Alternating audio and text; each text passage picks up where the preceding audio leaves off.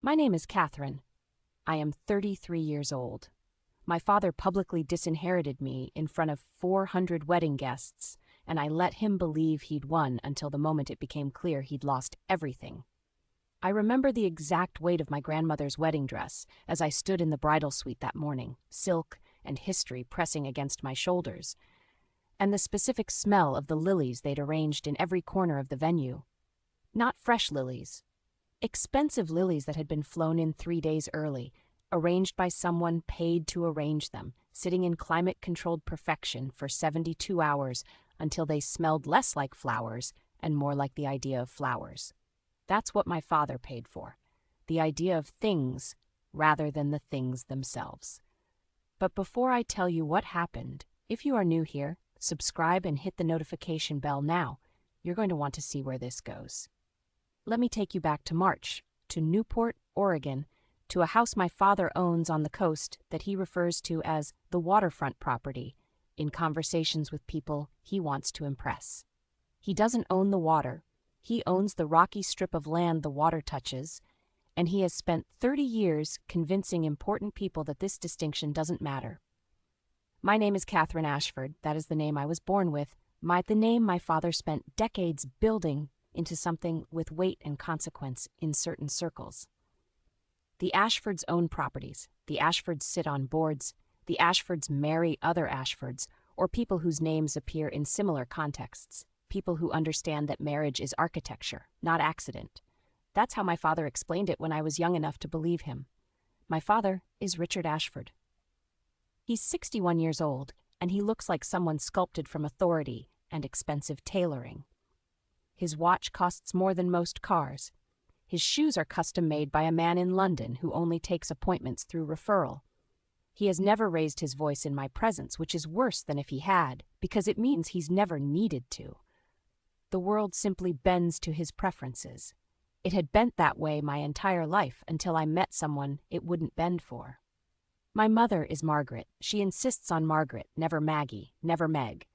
And she is a woman constructed entirely of other people's expectations. She has perfected the art of smiling while disappointed, of offering compliments that are actually small wounds wrapped in concern. When I told her about Owen, she breathed into the phone for a full minute before speaking. 1 full minute of breathing like she was preparing to deliver terrible news from a hospital waiting room. "How could you do this to us?" she finally whispered. "Not to me. To us." As if my choice was a betrayal of the collective Ashford project. My sister Margot is 3 years younger, born beautiful in the specific way our mother could train, and she has spent her life transforming that beauty into social currency. She has 47,000 followers on Instagram. She posted about my engagement within an hour of finding out, a photo of a wrench with the caption, "Interesting choice.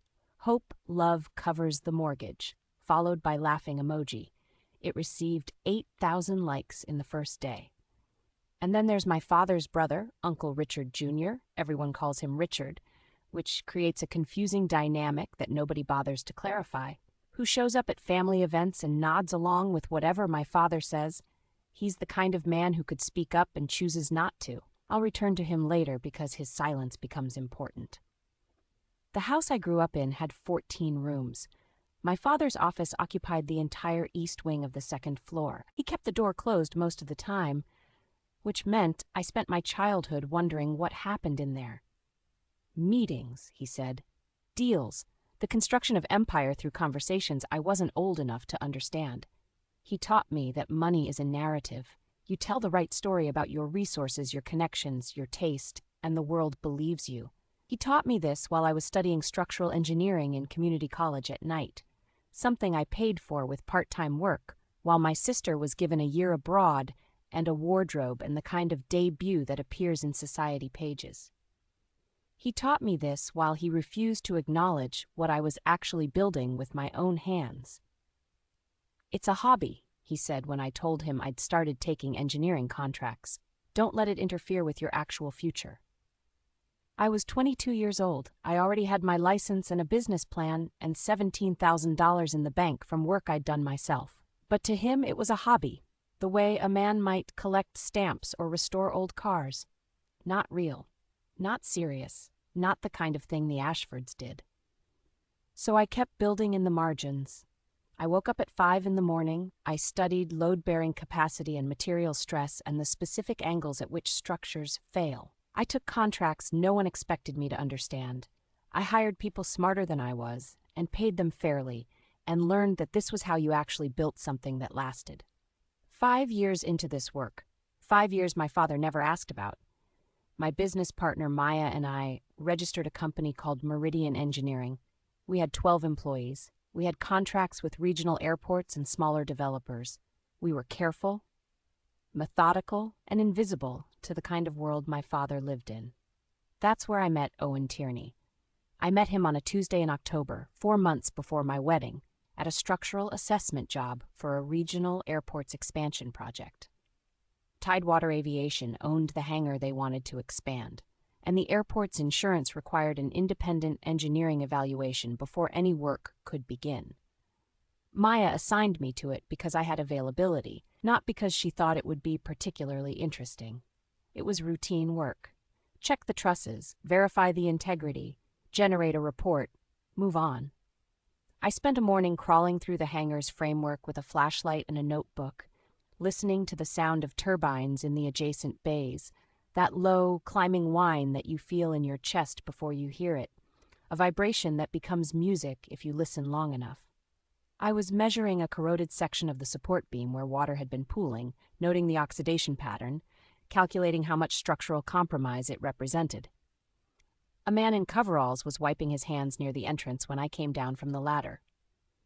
His name patch read Tidewater Aviation, and beneath that a first name, Owen.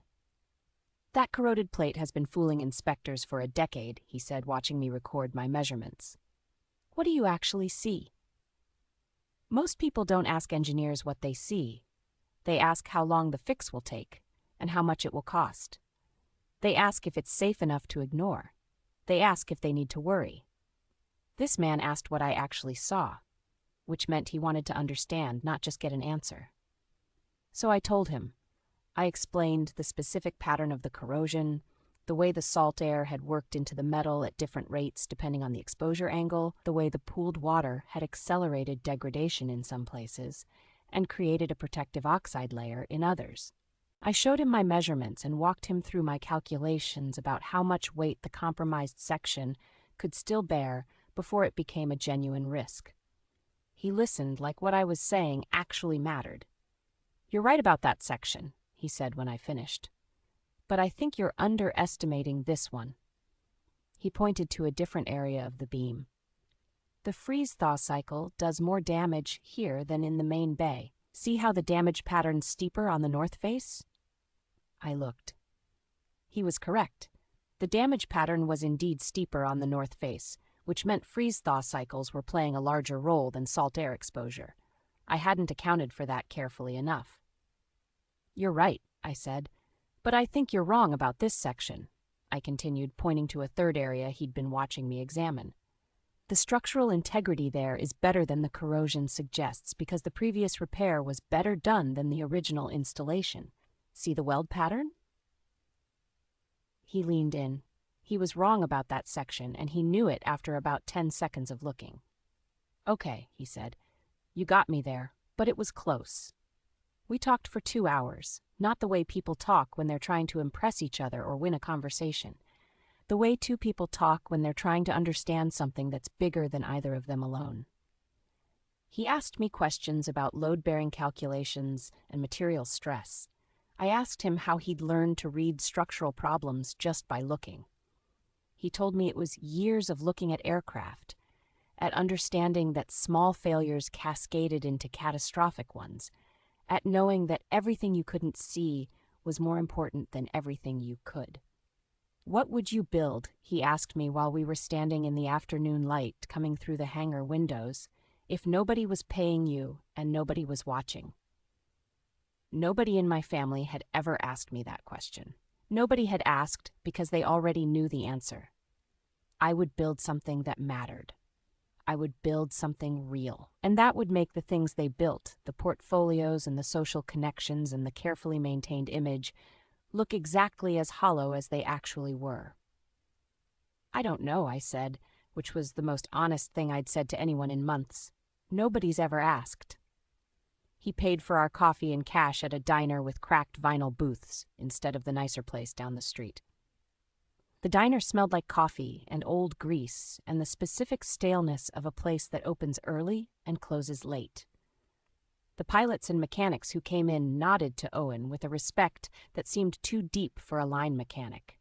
Respectful, careful, like they were greeting someone important in a way they'd been trained not to make obvious. I noticed, but didn't ask. "I don't care whose daughter you are," he said when he walked me to my car in the parking lot. "I care who you actually are." I believed him, which in retrospect tells you everything you need to know about how hungry I was for someone to see me as something other than a version of my father's legacy. He proposed to me 7 weeks later in the hangar at Tidewater Aviation during the 6 a.m. shift when the bay was nearly empty. He'd machined a titanium band himself on a lathe in the back office. It was simple, almost austere, slightly imperfect at the seam where his hands had been nervous in a way I'd never seen them. No elaborate production, no designer ring selected by someone else to communicate something about taste and value. Just a man who understood structural integrity better than most engineers, asking me if I wanted to build something with him. "I can't give you the life they planned," he said. "I said yes before you finished," I interrupted. "Telling my family was like preparing for a controlled explosion. You can see it coming. You can prepare the blast radius. You can still get hurt." My sister heard within an hour and posted to her social media.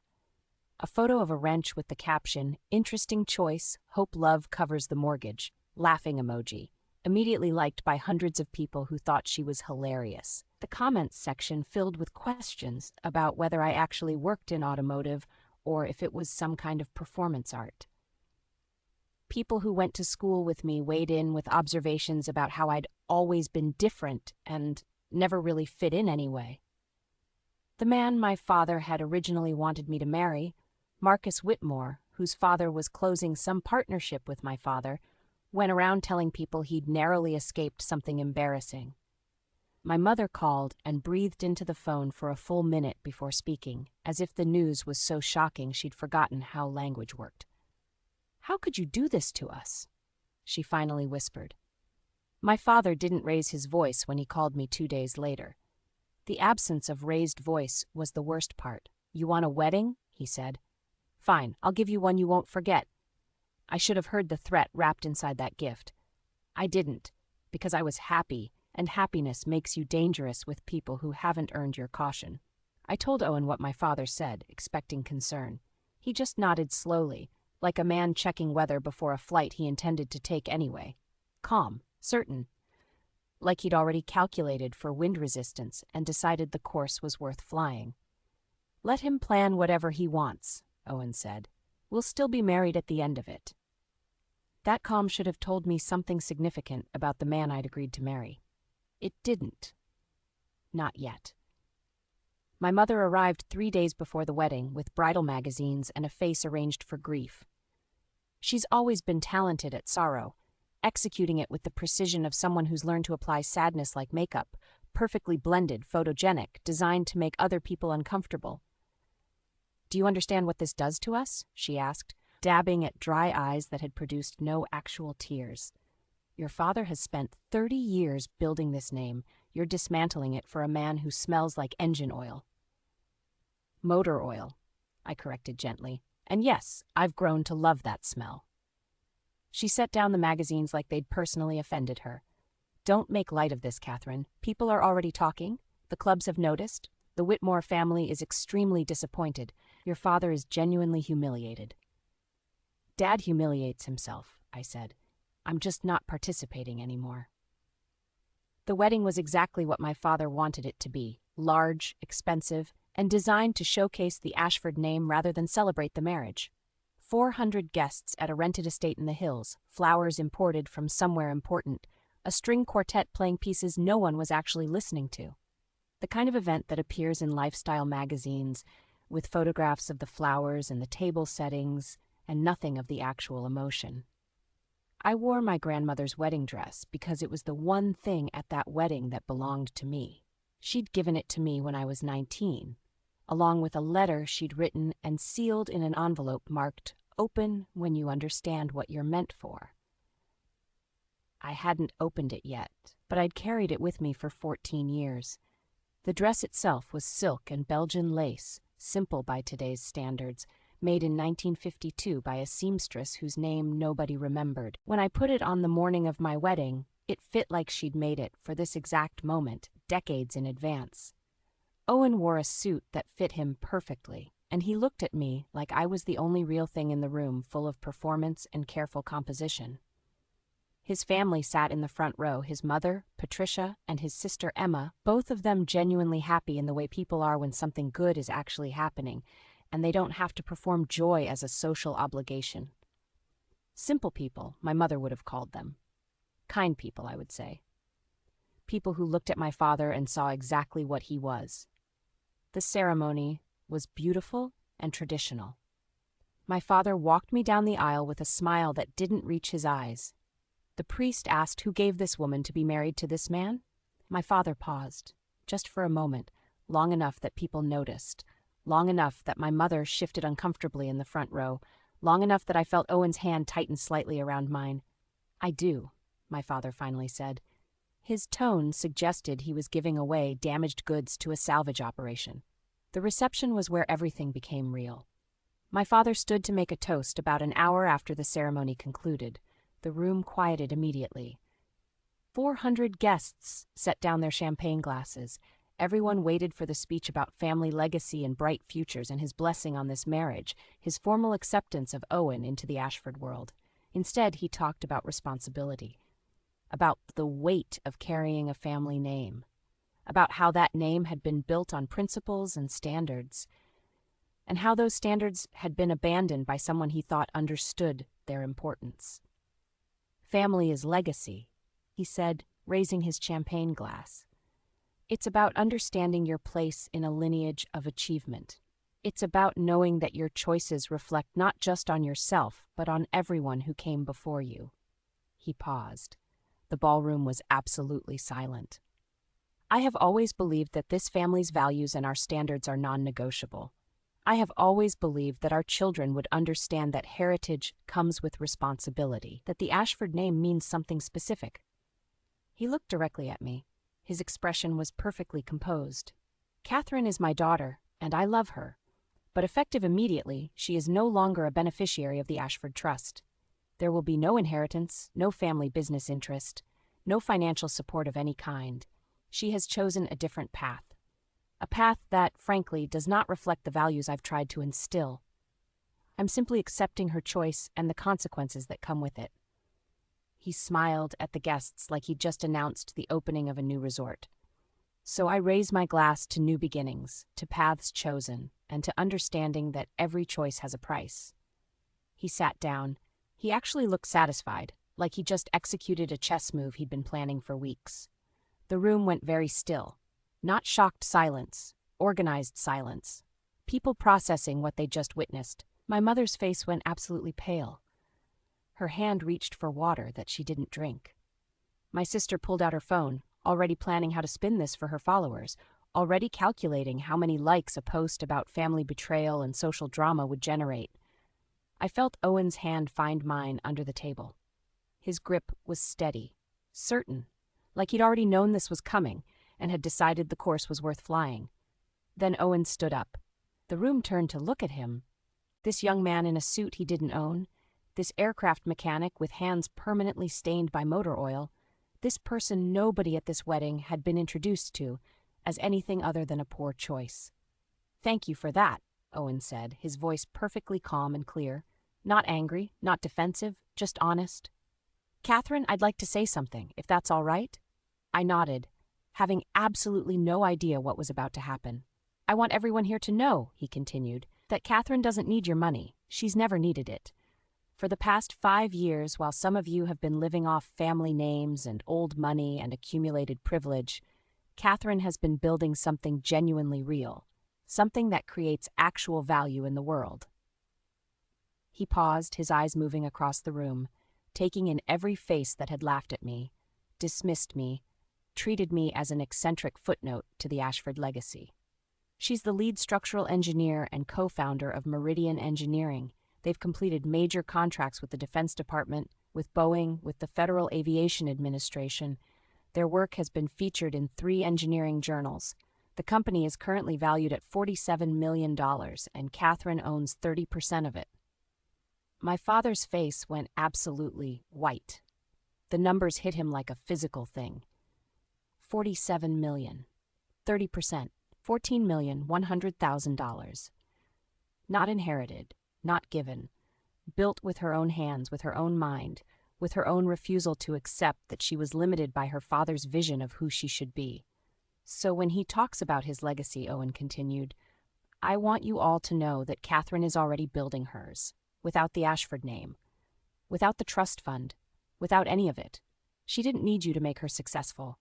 She just needed permission to be herself. And guess what? She gave herself that permission the moment she chose to build something real. He sat down and squeezed my hand under the table. The ballroom erupted, not in applause, in chaos. Whispers and shock, and the specific sound of 400 people simultaneously pulling out their phones to verify what they'd just heard. The tech blogs would have the story posted within an hour. Unknown engineer reveals career worth tens of millions at society wedding. By morning, every business publication on the coast was running variations on the same story. By noon, the story had reached national media. By the next day, my father's carefully constructed image had developed visible cracks. The story broke at 11:47 a.m. the morning after the wedding. I know the exact time because my phone started ringing at 11:48, which means I have a 1-minute window of peace that I'll never get back. My sister called first, not to congratulate me, to ask how much of what Owen said was actually true, and could I please confirm the numbers before she posted about it, because she didn't want to look stupid if the valuations were inflated. It's true, I said simply. All of it? All of it. She hung up without saying goodbye. I could hear her fingers moving across her phone keyboard before the line went dead. By 12:15, she'd posted a carefully curated narrative about how proud she was of her sister, how she'd always known I was capable of extraordinary things, with a photo of us together from years ago that she'd edited to remove my father from the background. The post got 42,000 likes in the first hour. My mother didn't call. My father didn't call. Instead, at 1:33 p.m., exactly 1 hour and 46 minutes after the wedding reception concluded, my parents' lawyer called Owen's cell phone. I was standing in our kitchen, Owen's kitchen, technically, the small house he rented near the airport in Longview, Washington, a place that smelled like coffee and newspaper and the specific staleness of a man who'd been living alone for several years before someone showed up and started living there with him. The kitchen had white cabinets with chipped paint and a window over the sink that looked out on a yard that had never been landscaped. I loved it immediately. It felt true in a way my father's waterfront property had never felt, even with the expensive lilies. Owen listened for about 30 seconds, then said, "Tell Mr. Ashford I don't respond to threats delivered through attorneys. If he wants to talk to his daughter, he can call her himself." He hung up. "What did he say?" I asked. He's threatening to sue Meridian for intellectual property theft. He's claiming you developed the company's core structural methodology while you were living under his roof before you officially incorporated, so the intellectual property belongs to him." I remember how the kitchen light fell across Owen's face in that moment. The afternoon sun coming through the window over the sink, highlighting the specific exhaustion of a man who'd just watched the wedding he'd planned for 7 weeks get eviscerated by someone else's family drama. "He's going to lose that suit," I said. The confidence in my voice surprised me. "I know," Owen replied. "But he doesn't. And that's what makes him dangerous." By 3 p.m., my father's office had issued a statement to the business press. It was carefully worded, which meant it had been written by someone who understood legal liability while still wanting to wound. The statement didn't accuse me directly. It expressed concern about potential misrepresentation of company finances. and suggested that the valuations cited at the wedding reception may not reflect the company's current standing or verified fiscal position. In the language of financial journalism, this was a brilliant move. It introduced doubt without making an accusation that could be proven false. Journalists immediately started calling Meridian's accountants and board members. By 4:15 p.m., my business partner Maya called. "Your father just called our investment partners," she said without preamble. Her voice was very steady, which meant she was absolutely furious. "He told them that you fabricated company valuations for personal gain and that Meridian's entire financial foundation is potentially fraudulent. He suggested they conduct independent audits before continuing their contracts with us." I felt something settle in my chest, not panic. Something colder than panic, something like clarity. "What did they say?" Two of them called back within 10 minutes. They pulled our files, checked the SEC filings, and verified the numbers against third-party audits we'd already had conducted 2 months ago. The moment they confirmed that your father was making unfounded accusations, they stopped taking his calls. She paused. "Catherine, I want you to understand something. What your father just did was commercially devastating. If it had worked, if those numbers had been inflated or questionable, he would have destroyed this company. He would have destroyed our employees' livelihoods. He would have destroyed you. He tried to do that. It just didn't work because your numbers are real." "What do you need from me?" I asked. "Nothing. I just wanted you to know that what happened at your wedding is being discussed in 4 separate business meetings right now, and in all of them your father is losing. The people who matter already know that your accomplishments are real." Now I know what a lot of you are thinking right now. "Catherine, how did you stay so calm? How did you not immediately call your father back and scream at him? How did you not engage in the kind of emotional warfare that families are so good at conducting?" Trust me, I asked myself the same thing. But let me ask you this. When someone attacks you with lies and you respond with emotion, who does that serve? Who benefits when you're angry and reactive and giving the other person exactly the response they wanted? The person who attacked you benefits. The person who lied benefits. You just give them proof that their words got inside you. Drop calm or react in the comments. I want to know which one you would have chosen. What happened over the next 72 hours is what made the situation irreversible. It wasn't my calm response. It wasn't Owen's revelation at the wedding. It was what my father did after both of those things failed to break me. I found out about it by accident. I was sitting in the living room of Owen's house on Thursday afternoon, 3 days after the wedding, reading contract specifications for an airport expansion project in Salem, when my phone buzzed with a text from my grandmother. She'd sent me a photo. The message below it said only, "Thought you should see this." The photo was a bank statement. My grandmother's bank statement, specifically. She'd opened it to find a withdrawal notice dated the morning after the wedding. $50,000 transferred out of her account by my father, the authorized co-signer on the account he'd helped her open 30 years earlier. The withdrawal was listed as emergency family funds. No detail, no explanation, just $50,000 gone. I read the text 3 times before I understood what it meant. My grandmother had supported me through engineering school. When I didn't have enough money for textbooks, she gave it to me.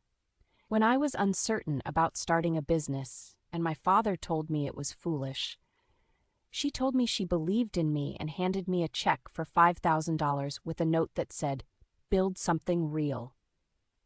She had raised me to understand that love looked like trust and risk and showing up for people when it mattered. My father had just taken $50,000 from her account without her permission. I called her immediately. "I authorized him to be a signer on that account," she said, her voice very quiet. "Years ago, when I was worried about managing finances after your grandfather died, it seemed sensible at the time. He had access to transfer money if bills needed paying or if there was an emergency. I trusted him." "Did you authorize this withdrawal?" I asked. "No, I did not. I opened the statement this morning, and it was simply there. A transfer to an account registered to his investment firm. I called the bank, and they told me that technically he has legal authority to move funds. That my husband, your grandfather, never removed his name from the authorization paperwork when the account was initially set up. She paused. "He's desperate," she said. It wasn't a question. My grandmother is 84 years old. She lives alone in a house on the coast 3 hours from where I was sitting. She has arthritis in both hands, and she reads with magnifying glasses now. But her mind is still sharp enough to calculate exactly what my father had just done and why. He was running out of options. The lawsuit would fail. The accusations against Meridian would evaporate once the audits came back. The social humiliation at the wedding was already becoming yesterday's news. So he'd done something pathetically transparent. He'd taken money from his mother to fund whatever legal strategy he was planning next. "We're coming up there," I said. "No need," she replied. "I've already called my own lawyer. He's meeting me tomorrow morning. But Catherine, I want you to understand something. I know what it feels like to have your child do something that breaks your heart. I watched my own son become someone I didn't recognize. But I'm old enough now to understand that I'm not responsible for his choices. I'm only responsible for how I respond to them." She paused. "I'm going to change the account authorization. I'm going to file a formal complaint with the bank. And I'm going to have my lawyer send him a letter explaining that if he ever attempts to access my accounts again, I will pursue charges for financial theft. And then I'm going to continue loving you, because that's the only thing that matters to me." She hung up. I sat in Owen's living room for a very long time afterward, staring at nothing particular. The photograph of my grandmother's bank statement was still on my phone. The specificity of it gutted me. $50,000, not a round number like 100,000. 50,000. Precise, calculated. The amount he'd determined was necessary for whatever he was planning next. Owen found me sitting there at 5 p.m. when he came home from work. He had grease on his hands and the smell of turbine fuel and metal shavings on his work uniform, and he sat down next to me and read the text without asking questions. "He's going to regret that," Owen said quietly. "I know. Not because of anything you're going to do, because of what he's done to himself." I believed him. My father made contact on Friday morning, not directly, through Uncle Richard, his brother, the man who could speak up and never did. Uncle Richard called me at 8:17 a.m. while I was still in bed, which meant this was urgent and carefully orchestrated. "Your father wants to talk to you," he said without preamble. No greeting, no apology for the early call, just the statement of fact.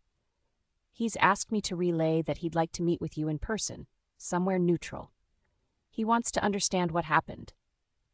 What happened is that he tried to steal money from his mother and then accused my company of fraud," I said. "He didn't steal anything. Your grandmother authorized." "She did not authorize a $50,000 transfer to his personal investment firm. She authorized him to manage bills and emergencies, not to liquidate her assets without asking." Uncle Richard took a breath that I could hear across the phone line. "Catherine, I know your father made mistakes, but he wants to make this right. He wants to apologize. Then he can call me himself. He's asking me to do this because he's worried you won't talk to him directly." "He's right," I said. "I don't want to talk to him directly. Not today. Not until he's returned the money to my grandmother and called off the lawyers and understood what he actually did." "He's your father," Uncle Richard said. His voice had taken on the specific quality of a man trying to hold a conversation that was already breaking apart in his hands. "He is," I agreed. "And he just proved that being my father means something very different to him than it does to me." I hung up. Uncle Richard called back 17 minutes later.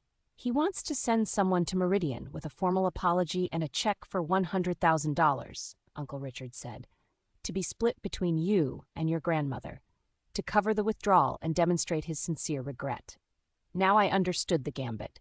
If I accepted the check, it implied that the issue could be resolved with money, that this was a transaction, that forgiveness had a price. "Tell him no," I said. "Catherine, tell him that I don't want his money. Tell him that my grandmother doesn't want his money. Tell him that he needs to understand that this can't be fixed with a check." "Then what does he need to do?" Uncle Richard's voice had become desperate, a man watching his primary relationship erode and not knowing how to stop it. "He needs to understand that he created this situation by trying to hurt me, that he failed, and that the failure belongs to him. My grandmother called me that same afternoon. She'd met with her lawyer. They were filing paperwork to remove my father from her accounts. They were also sending him a formal letter clarifying that she had not authorized the withdrawal and that she would be pursuing legal recourse if he attempted to remove funds again. She said this very calmly, like she was reading off a list of household tasks. "How are you feeling?" I asked. "Sad," she said immediately. "I love my son. I don't love what he's chosen to do. Those two things can both be true." By Sunday morning, 4 days after the wedding, the story had fully turned. My father's accusation that Meridian was financially fraudulent had been completely discredited by the third-party audits. The local news had picked up the story of him attempting to access his mother's accounts without authorization. 2 of his 3 closest business associates had quietly withdrawn from a real estate development deal they'd been planning together. The Whitmore family, the people my mother had mentioned as being so disappointed by Owen, had issued a statement expressing their unwavering support for Catherine Ashford and her remarkable professional accomplishments. This was not genuine support. This was public positioning. But it was positioning that my father had lost. On Monday morning, my father showed up at Meridian Engineering's office. I found out because Maya called me at 8:45 a.m. "Your father is in the lobby," she said. "He's asking to speak with you. He's alone. He's not accompanied by attorneys. And Catherine, I want you to know that if you don't want to see him, I will have security remove him." I thought about saying no. I thought about maintaining the boundary, about not engaging, about letting him sit in the lobby until he got tired and left. Then I thought about my grandmother sitting in her house, filing paperwork to remove her son from her financial accounts. And I thought about what she'd said, that she was only responsible for how she responded to his choices, not for the choices themselves. "I'll be there in 20 minutes, I said. I drove to the office with my grandmother's handkerchief in my pocket. She'd given it to me years ago. Her mother's handkerchief, actually, pressed linen with embroidered initials of a woman I'd never met, a tangible connection to a lineage of women who'd survived disappointment and heartbreak and kept moving forward anyway. My father was sitting in our lobby when I arrived, just sitting, not reading, not checking his phone, just sitting in a chair and staring at nothing, the way a man sits when everything that he'd constructed has shifted underneath him, and he's trying to understand how he missed the moment when his foundation became unstable. He stood when he saw me. "Catherine," he said. "Mr. Ashford," I replied. He flinched slightly at the formality. "Good. I don't know how to fix this," he said. It was the most honest thing I'd ever heard him say. "I've tried the legal route. I've tried the mediation route. I tried the money route, and I don't know how to fix this." "Because fixing this isn't about routes," I said. "It's about understanding what you actually broke." He looked at me like a man trying to translate a language he didn't speak. "You broke my grandmother's trust," I continued. "You tried to destroy the company I built.